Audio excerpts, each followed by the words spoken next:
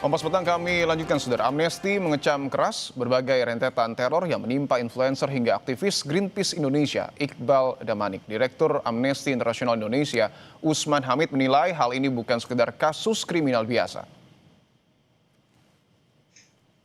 Usman mengatakan pola serangan memiliki benang merah, yaitu pembungkaman kritik publik atas buruknya penanganan bencana ekologis di Sumatera akibat kebijakan pro-deforestasi.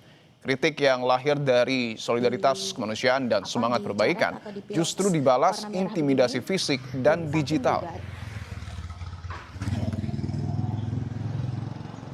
Itu adalah ancaman yang jelas membungkam kemerdekaan menyatakan pikiran maupun pendapat warga negara yang dijamin oleh konstitusi. Jadi kalau pemerintah membiarkan, maka jelas masyarakat akan berpikir pesan-pesan itu mewakili pemerintah.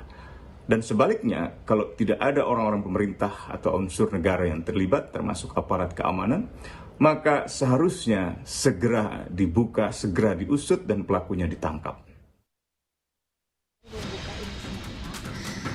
Ternyata mobilnya juga dicoret atau dipiloks warna merah begini. Teror terhadap influencer dan aktivis yang terjadi menuai kecaman publik. Influencer asal Aceh, Shirley Anavita, mengungkapkan teror terjadi usai dirinya ikut memberikan pandangan terkait bencana di Sumatera. Dirinya mengaku dikirimi paket telur busuk dan aksi vandalisme terhadap kendaraan pribadinya. Teror juga terjadi pada Raymond Doni Adam alias DJ Doni. Selain mendapat kiriman bangkai hewan dan surat bernada ancaman, rumah Doni juga dilempari bom molotov oleh 2 orang tak dikenal. Atas teror yang terjadi, Doni melaporkan dugaan pengancaman dan teror ke polisi. Melempar paket.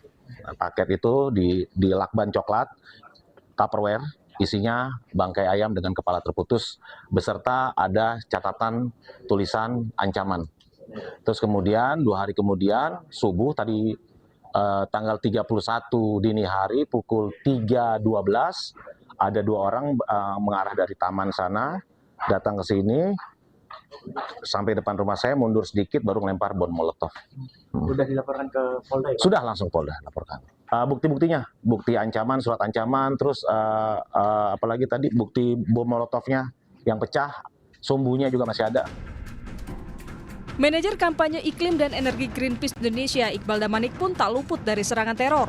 Serupa dengan Doni, Iqbal mendapat kiriman bangkai hewan. Greenpeace menilai sulit untuk tidak mengaitkan teror dengan upaya pembungkaman terhadap orang-orang yang gencar menyampaikan kritik atas situasi Indonesia saat ini.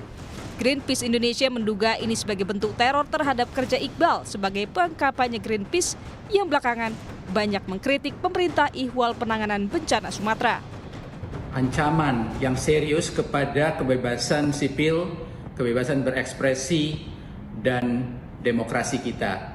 Ancaman dalam bentuk bangkai ayam dengan pesan yang mengancam tersebut karena kekritisannya terhadap